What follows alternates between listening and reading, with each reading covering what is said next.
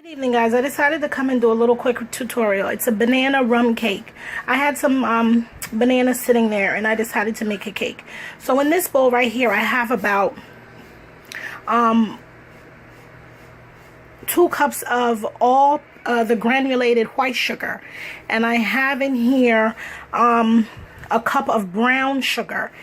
And what I've done is I folded in 1.5 stick of unsalted butter, and I folded in 5 eggs one by one using the electric hand mixer, and that's how it has that nice fluffy consistency.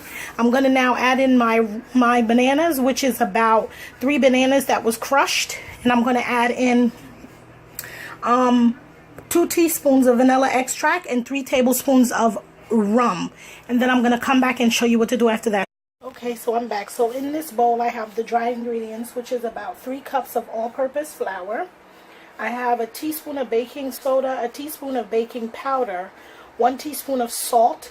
I have a teaspoon of mixed spice, and I have a half a teaspoon of mace. And that's what's in this bowl, the dry ingredients. So I just put everything together, and what I'm going to do is I'm going to sift.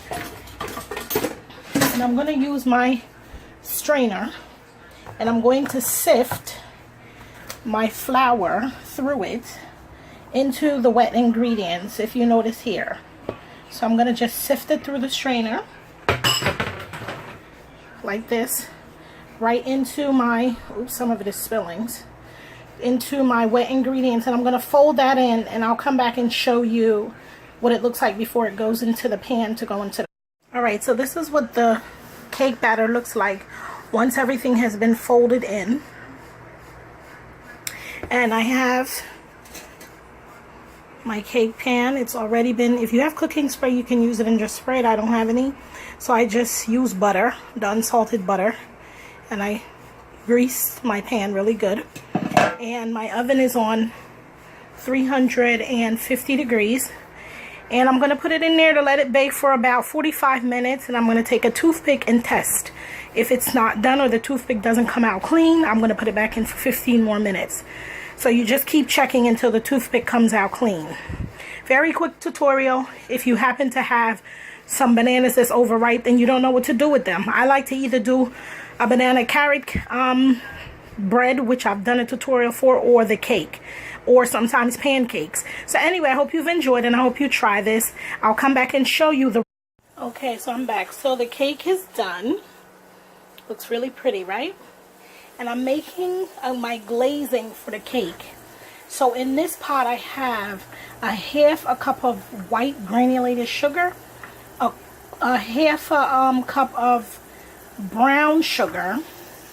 I have a half a stick of unsalted butter and some water, about a half a cup of water. And this is what I'm caramelizing down on the stove. And then I'm going to take it off the stove in a few, and I'm going to add in my mixture, which is a half a cup mix of white rum, Jamaican white rum, and Red Label wine.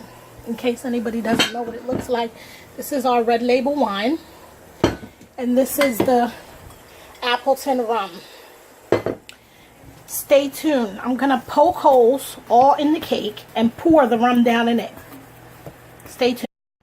So I'm gonna go ahead and I'm gonna pour this all over the cake. There's holes that I've made in the cake using a skewer, and I'm just gonna pour it all over the cake and let it sit and soak in for a little while.